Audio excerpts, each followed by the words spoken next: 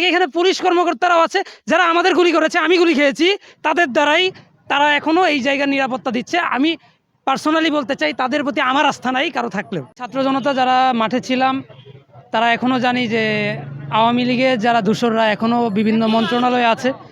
বিশেষ করে এত গুরুত্বপূর্ণ একটা জায়গায়, এত নিরাপত্তার জায়গা, এই জায়গায় আমরা সাধারণ মানুষ তো দূরের কথা, জার্নালিস্টরাও ঢুকতে পারে না।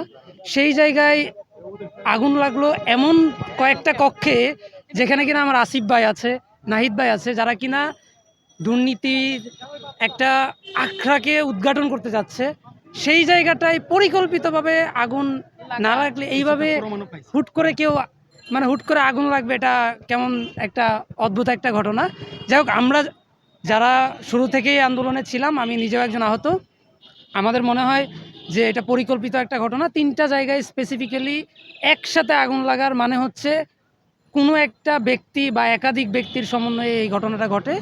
আমরা চাই এই ঘটনার সুষ্ঠু তদন্ত হোক। আর আমরা এটাও চাই যে আমি প্রথমত বৈষম্যবিরোধী ছাত্র আন্দোলনের অলরেডি আমরা কথাবার্তা বলেছি, এই কার্যালয়গুলোতে বা সচিবালয়গুলোতে এখনো কিন্তু আওয়ামী লীগ বিহীন মানুষ নাই। আমার যেটা মনে হয় 90%-এর বেশি কর্মকর্তা এখন আওয়ামী লীগ, তাদের পা চাটে, তাদের দ্বারা চাকরি পেয়েছে, ওই তাদের পা চেটেই এখনো হচ্ছে বড় হয়ে আছে। আমাদের যেটা মনে হয়, ছাত্র জনতা যেটা মনে করে, তাদের দ্রুত অপসারণ করে এই জায়গাগুলোতে সঠিক মানুষগুলাকে এনে তদন্ত করা হোক। পাশাপাশি আমরা চাই এই বিশেষ বিশেষ জায়গাগুলোর সিকিউরিটিটা আগে হোক। আর আমরা যারা ছাত্র জনতা আছি, যারা, আমি হচ্ছে ঢাকা কলেজের সহ সমন্বয়ক, আমরাও কিন্তু খুব একটা নিরাপত্তায় নাই, কারণ আমাদের নিরাপত্তা দিতে সরকার ব্যর্থ। আমি সরকারকেই দোষারোপ করব। আমরা অনেক চেষ্টা করতেছি, এই বিষয়গুলো নিয়ে কথা বলতেছি, কিন্তু তারা মূলত সংস্কারের কাজে ব্যস্ত।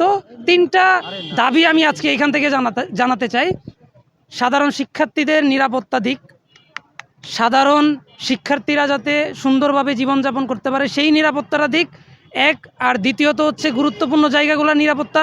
বাইরে থেকে এখানে পুলিশ কর্মকর্তারাও আছে যারা আমাদের গুলি করেছে, আমি গুলি খেয়েছি, তাদের দ্বারাই তারা এখনও এই জায়গার নিরাপত্তা দিচ্ছে। আমি পার্সোনালি বলতে চাই তাদের প্রতি আমার আস্থা নাই কারো থাকলেও, ঠিক আছে। আর দ্বিতীয়ত হচ্ছে এমন কিছু নিরাপত্তার জায়গাগুলো তৈরি করা হোক যেখানে কিনা সুনির্দিষ্ট নিরপেক্ষ একটা কমিটি থাকে, যার মাধ্যমে নিরাপত্তার জায়গাগুলোটা একটু স্ট্রং হয়। আর তৃতীয়ত, আওয়ামী লীগের দূষর ইউনিয়ন পরিষদ পর্যন্ত সদস্যদেরও গ্রেফতার করা হোক। তারা হচ্ছে এক একটা বীজ, তারাই কিন্তু এই ঘটনাগুলো ঘটাচ্ছে। কোটি কোটি টাকার মালিক। আমি পার্সোনালি আমি প্রত্যক্ষদর্শী। আমার উপজেলাতে একজন আছে, উপজেলা আওয়ামী লীগের সভাপতি, 1000 কোটি টাকার মালিক। একটা সাধারণ উপজেলার যদি আওয়ামী লীগের নেতা 1000 কোটি টাকার মালিক হয়, চিন্তা করে দেখেন যদি সেটা মহানগরের হয়, সে কত বড় চুর। তো আমি চাই ইউনিয়ন পরিষদ পর্যন্ত এই আওয়ামী লীগের যে চেলাপেলা আছে, আওয়ামী লীগ শুধু ইউনিয়ন পরিষদ পর্যন্ত না, এই সচিবালয় আছে, সচিবালয় পর্যন্ত আছে, আমরা সেগুলা নিয়ে কাজ করতে চাই। আমরা আমাদের আগ্রহ আছে।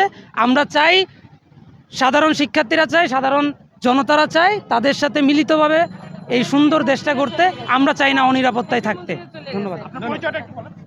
আমার পরিচয় হচ্ছে আমি ঢাকা কলেজে 4র্থ বর্ষে ফিলোসফিতে আছি, এছাড়া হচ্ছে বৈষম্যবিরোধী ছাত্র আন্দোলনের সহ সমন্বয়ক।